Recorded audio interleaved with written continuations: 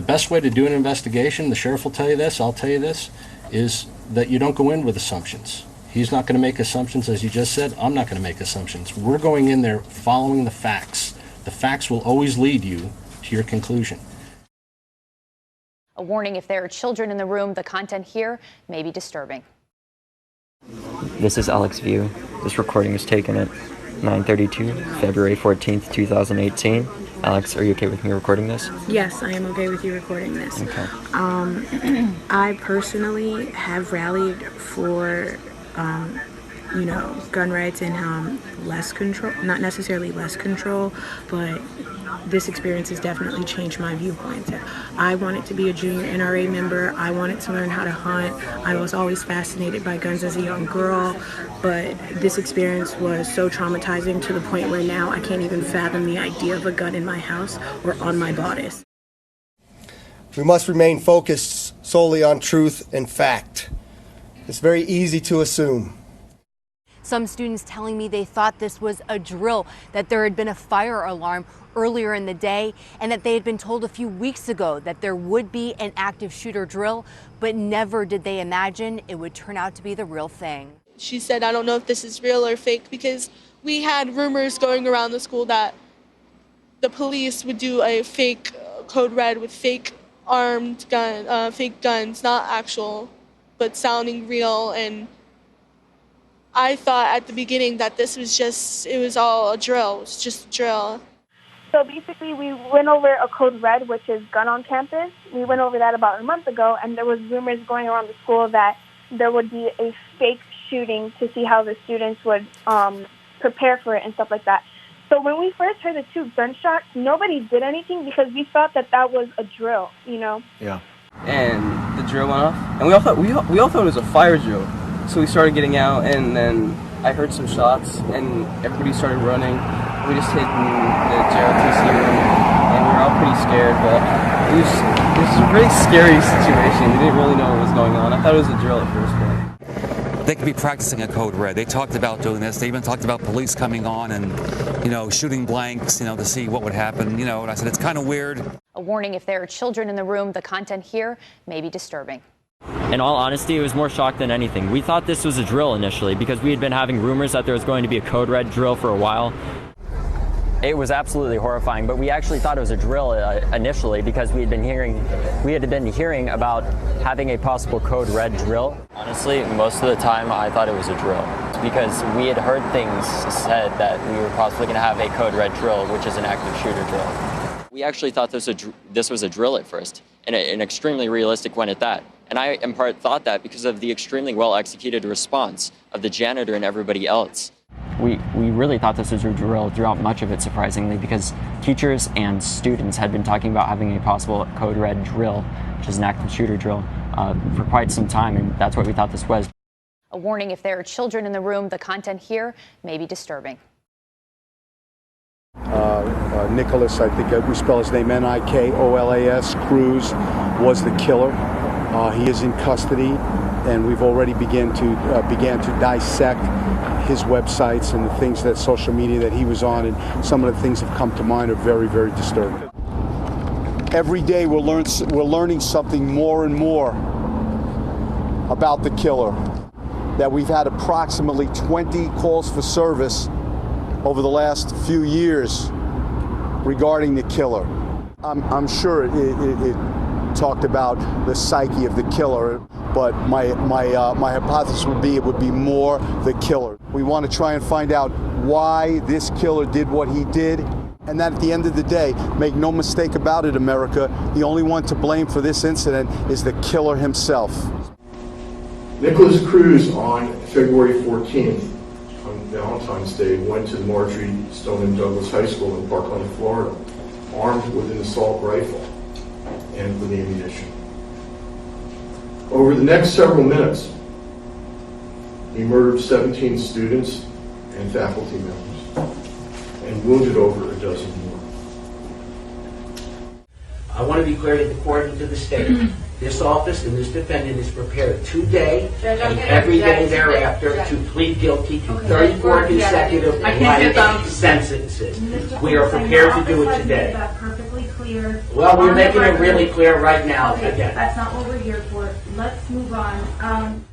I want to be clear to the court and to the state. This office and this defendant is prepared today and every day thereafter to plead guilty to 34 consecutive life sentences. We are prepared to do it today. That perfectly clear. Well, we're making it really clear right now. Okay, Again, that's not what we're here for. Let's move on. A warning: if there are children in the room, the content here may be disturbing. This report released by Broward County Schools Friday details what the school district got right and wrong about Nikolas Cruz. Much of the independent report is blacked out, redacted. The reason: it's private information about Cruz, something his public defender fought to keep private and the courts agreed to. If you look in, you'll see some very redacted pages here, but if you go online and look at the digital version of this, all this black text disappears. In fact, this is exactly what the court ordered not to happen. Just copy the document, paste it, and voila. It says Cruz showed bizarre behavior, identifying himself as an animal, and impulsive, with no sense of boundaries. But things quickly went south, socially and emotionally, failing 4 classes and earning D's in 2 others. In one instance, he reportedly struggled with suicidal thoughts, drank gasoline to try to hurt himself, and would also cut himself. Sun Sentinel managing editor Dana Banker found the report significant, but it lacked details. Hey, did you know you can actually see what's in that report? Just copy the document, paste it, and voila. The Sun Sentinel published the redacted details. The school board's verified petition to invoke contempt proceedings against the Sun Sentinel and reporters Paula McMahon and Brittany Wallman. As counsel for the school board, myself and Mr. Pettis and the general counsel, Barbara Myrick, thought it was appropriate and that we had an obligation to let both you and Judge Henning know that this information had been disseminated to the public in violation of your orders. So you're saying that you knew exactly what I meant, but because I didn't write these specific words, that the Sun Sentinel can do whatever they want, regardless of the possible constitutional violation of not only Mr. Cruz, but the 34 listed victims in this case, who are all entitled under the Constitution to a fair trial, because they publish it in a PDF format, which could then be manipulated, cut and pasted into another program, and then unredacted. That's what you would consider to be made available by the school board? You all manipulated that document so that it could be unredacted. That is no different than had they given it to you in an old-fashioned format with black lines, and you found some type of a light that could view the redacted portions and had printed that. It's no different. And if you gave them that advice, then shame on you. Because I assure you that the constitutional rights of Mr. Cruz and the state and the listed victims in this case outweigh the Sun Sentinel's belief that the public has a right to know. So then for you to turn around, and if you're the lawyer that the Sun Sentinel is saying that they met with before they published it, that told them go ahead and publish it, I find that to be an ethical violation on your part under the Florida bar. A warning: if there are children in the room, the content here may be disturbing. The suspect then took the west stairwell to the 2nd floor and shot one victim in room 1234 on the 2nd floor. The suspect then took the east stairwell to the 3rd floor. He dropped his rifle and backpack, ran down the stairs. He exited building 12 and ran towards the tennis courts, and then took a southbound turn on foot. A warning: if there are children in the room, the content here may be disturbing. As I was going down the stairs, I heard a couple shots fired. Everyone was freaking out, saying that it was a gun. And as we were walking, the whole class together, I actually was speaking to the suspect, Nikolas Cruz. And as I was speaking to him... You were walking down the hall. He had already fired at that time. Yes, sir, with him. Weren't you scared?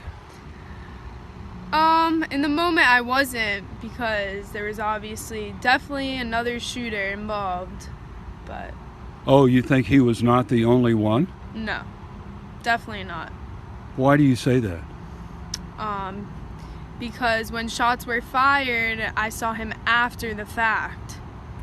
So, and the shots were coming from the other part of the building. So there definitely had to be 2 shooters involved, I believe. That's the first I've heard of that. A warning: if there are children in the room, the content here may be disturbing. I get to the door at the top of the west stairwell in the 1200 building. We hear gunfire. I assume that it's a code red drill because they told us earlier in the day that we're going to be having a code red drill. I assumed it was blanks. There's the shooters already up at the tail end of the hall, at the other end, the east end of the building. Heard 2 shots. At that point, I looked down at the shooter. He looked at me, pointed his AR at me, and started shooting. When everybody realized that and he started coming up the stairs, everybody started running back to their room. There was like a stampede of people just sprinting back to their rooms. We were all waiting at the door, and he comes over and he unlocks the door, and we all get in. And I see this figure come up the stairs with this pistol, and I guess that was him. A warning: if there are children in the room, the content here may be disturbing. Off-duty Coral Springs Police Sergeant Jeff Heinrich happened to be at the school that day working on the ball fields. He ran towards the danger and found Kyle. The first door I went to was jammed. There was sadly another girl who passed away on the other side, and I could not get it open. Somehow he managed to run down 3 flights of stairs on that badly wounded ankle. He gave Sergeant Heinrich a complete description of the shooter, what he was wearing, even the type of weapon he was using. He's like, where do you know where the shooter is? Do you know what he looks like? I was like, yeah. His gray black sweater, hoodie on, and some jeans. He's like, do you know what weapon? I was like, AR-15, and like I described everything to him, and he was like, all right, thank you, and they went off. So it was that was pretty cool though. A warning: if there are children in the room, the content here may be disturbing. And then I suddenly saw the shooter about 20 feet from me, standing at the end of the hallway, actively shooting down the hallway, just a barrage of bullets. And I'm staring at him thinking, why is the police here? This is strange, because he's in full metal garb, helmet, face mask, bulletproof armor, shooting this rifle that I've never seen before. I grabbed the handle with both hands, and that's when I got nicked, or grazed, or whatever you call it. So a bullet hit your arm? Yes. As I'm closing my door, I'm shouting at my next door neighbor, Mr. Scott Beagle. I heard him shoot a barrage of bullets into Mr. Beagle's room. And then he came to my room and shot about 4 or 5 shots into my room, breaking the glass of my door. A warning: if there are children in the room, the content here may be disturbing. Some new information. The gunman was wearing a gas mask. He had smoke grenades. He hit the fire alarm. The killer never was in possession of a gas mask or any type of smoke grenades. We did recover a balaclava, which for those of you who might not know is just a face mask with eye slits. Well, let me give you some new information. The gunman was wearing a gas mask and had smoke grenades. He then went and activated the alarm system. Again, there was no gas mask or no gas grenades at any time. A warning: if there are children in the room, the content here may be disturbing. All the kids to go outside so they could start shooting up. So they started shooting from the first floor up, because there's only 2 exits in the freshman building, so everybody started running to the other exits, but that's when the other shooter started coming up. He was legit, he just ran up the stairs, started shooting, and you could see a bunch of kids just going down that way, but stopping, but because the other shooter was coming. So everybody was screaming and stuff. Now, one student told me that the shooter was wearing a bulletproof vest and a helmet. Did you see that? I saw some other kid. When the other kid who came into the classroom, he was wearing some type of thing, and I don't know. We finally got out, and they started yelling at us to keep focused and pay attention ahead, the army people, because they didn't want us to see the bodies that they hid into the corner. They were putting mats over them so we wouldn't see them, but there was dust all over the floor from this weird thing they threw in there. They were trying to. So you think there was more than? Do you think there was more than one shooter? There's 3 shooters. That's what I hear. Definitely. Don't ask me to make assumptions, please.